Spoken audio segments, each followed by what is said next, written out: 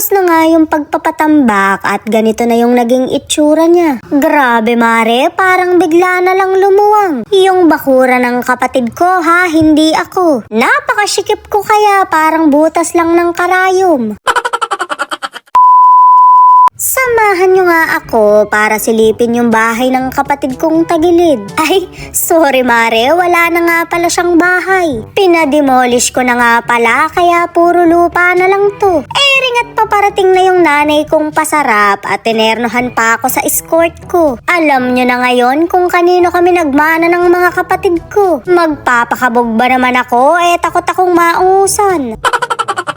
Napakataas na ng bakura ng kapatid ko kaya hindi na siya maiipunan ng tubig. Ito kasi talaga yung dahilan kung bakit pinasira ko yung bahay niya. CR lang talaga dapat yung ipapagawa ko pero naisip kong pagawa na rin siya ng bagong bahay. Nung nagpatamba kasi ako halos matabunan na yung bahay ng kalapati niya. Napag-iwanan na kaya gagawin ko na rin ba to? Gagastos na rin lang naman ako doon na sa pangmatagalan. Wala pang mang-aasar sa kanya na nakatira siya sa bahay ng kalapati. Huwag kayong mag-alala, hindi ako napikon dahil natawa rin ako.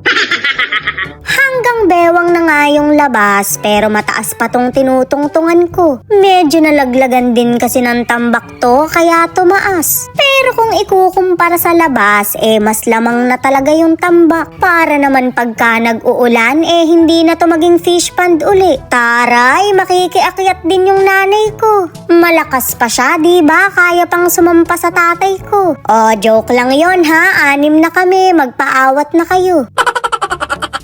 Rin na nga yung magiging flooring ng kapatid ko kapag ginawa na yung bahay niya. Nabuhusan na yung poso negro at nakatayo na yung mga poste. Ring at dumating yung isa kong kapatid pero yung tagilid ang hinihintay ko. Hindi ko pa rin siya mahagilap sa malamang sa ibang kapatid ko na lang to ibigay. Ayop ka, hindi ka man lang magamit sa vlog ko. Paano ako makakabili ng mga hollow blocks nito?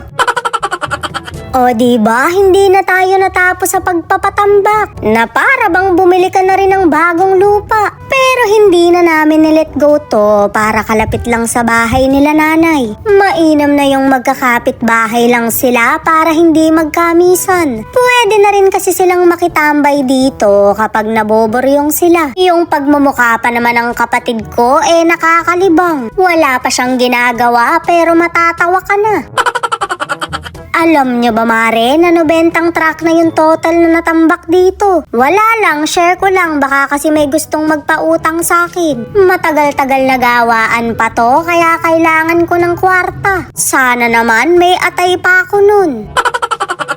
Sa mga susunod na video ko nga yung bahay na yung gagawin nila. May sasabihin ako mare na tsak na magugustuhan ng mga kapatid ko. Talaga namang ikaliligaya nila pero ikahihirap ko naman.